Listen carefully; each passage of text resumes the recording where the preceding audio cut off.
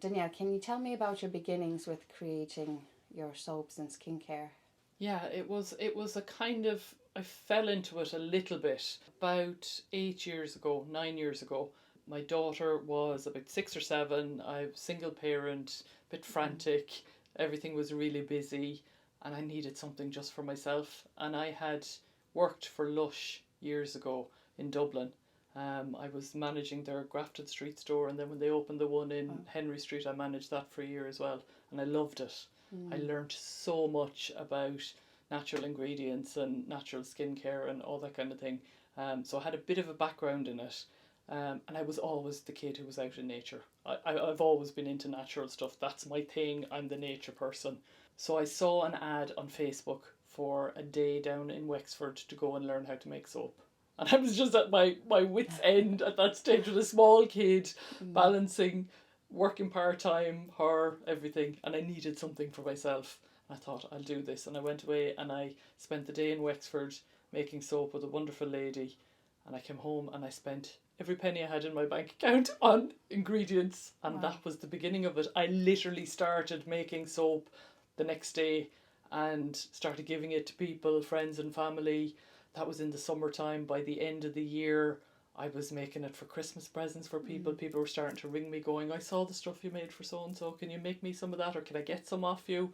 And literally within 6 months, I had a Facebook and an Etsy page, and I was selling soaps, and I was starting to make skincare then as well. And at the same time, I was kind of creating my own garden. This was the first house I owned, so I'm in this house about 18 years. I travelled a lot before that. So I never had a space, kind of a home. Not I never had a home. Obviously I had my family home, but I never had like a base for myself. Yeah, it was the first time I had a house, and it was the first time I had a garden, and I literally was growing everything. I grew up with a mother and a grandmother who were really good gardeners, so it was in me. And I started growing things, and I was working part-time in a garden centre. So I was growing the stuff in the garden, looking at it thinking, I can use this stuff to make soaps. I can make stuff with what I'm growing in the garden. So it was all very kind of organic. It all kind of happened very organically. But that was, as I said, 9 years ago. By 2018, I had built my own website. Things were getting busy. I was still working part-time. And then by 2019, by the end of 2019, no, the end of 2018, sorry, I was very busy making soaps. I was still working part-time, raising my daughter. And it was just getting too much. Yeah. All of it. It was just too much. And also, when I look back in hindsight, I was also entering perimenopause. Right. I didn't know that at the time because nobody was talking about it back then. And it all just came to a head. And I remember coming out of work one day and sitting in the car and crying and going, I can't do this anymore. And I went in the next day and handed in my resignation. And by the beginning of 2019, I left my job and I was doing this full time. So I've been doing it full time now for 6 years. Oh, my God, chills. Yeah, it was. When I look back, hindsight is great. When I look back now at it, I can see how everything all came together and how I reached a point where I just thought, I can't do this anymore. I need it for myself. And, by the time COVID hit, I was doing an awful lot of work on myself. An awful lot of stuff that I'd avoided for many, many years. And the year after I started making soap, we lost my brother quite tragically. So that brought everything to a head too for myself. And it had been, there'd been a lot of very tragic losses in our family since I was a teenager. I'd lost a lot of people very close to me and never dealt with any of it. Okay. So I think all of that was coming to a head that day when I came out to my car and just cried on the side of the road. And I think it was just all of that. So looking back now at it, it was all very clear that it was going to happen at some point. Yeah. But then after losing my brother, I really threw myself into creating my business and into just the creating, just the working with my hands. It was something to do. It helped me to work through grief, and then there was an awful lot of grief from years previously I had to work through as well, and it just helped with that. Yeah. And I was working on myself at the same time, doing a lot of reading, a lot of listening to podcasts. Didn't do any therapy, but I was doing it really. I was doing that work myself. It was all coming together. It was all going to happen at some point, and this making soap and making skincare and just creating and being in the garden and creating and making, you know, that whole circle was just great. It saved me. It really and truly saved me. And I would say that every day of the week, because there was an awful lot of stuff. I had a great childhood. Yes. I grew up in the countryside. We lived outside all the time. But looking back now, I can see that by the time I hit puberty and my teenage years, I lost all that. You know, I lost myself for years and years.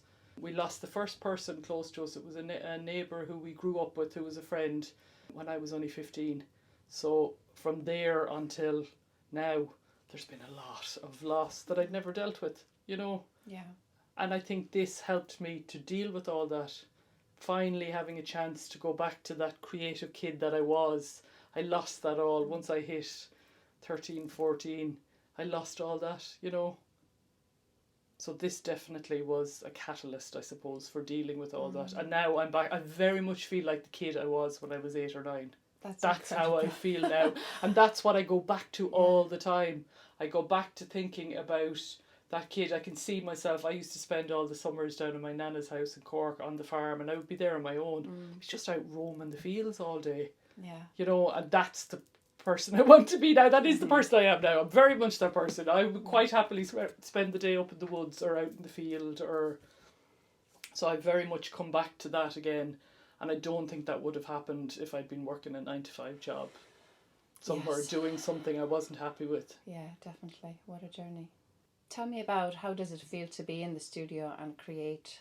What's going on through your head, through your body, when you're actually here creating? I feel grounded. I feel very grounded when I step in here. And life is busy, you know yourself. There's so much going on, especially if there's kids involved. You're running a lot all the time. I always find when I step in the door here, it's like a big deep breath. And that could be, I could be making soap, I could be making hand cream, I could be doing something like that, or I might just be putting together little bouquets of dried flowers for my gift wrap or something. But it's just being in this space. I'm surrounded by nature. Yeah. You know, I'm surrounded by my flowers, I'm surrounded by my oils and my herbs, and it's taken on that energy. I think the actual space itself has taken on the energy of that. Yeah. So I feel very grounded. And sometimes I just come out here with a cup of tea and a biscuit and sit and put on a podcast, or I sit on the floor there. If the sun is shining in the window, I can sit on the floor there and just sit here for a while, and it just grounds me. The woods, being outside in nature or in the garden. I go out walking every morning, and I go out in the dark because I love to be out as the day brightens. So I go out before 7 every morning, and I see the day come to light, and I see the birds take their first flights, the flocks of, you know, jackdaws and crows and stuff. And I just stand there with my mouth open going, this is amazing, you know. And I really do think you're right. It is because I'm doing what I should be doing, what I'm supposed to be doing.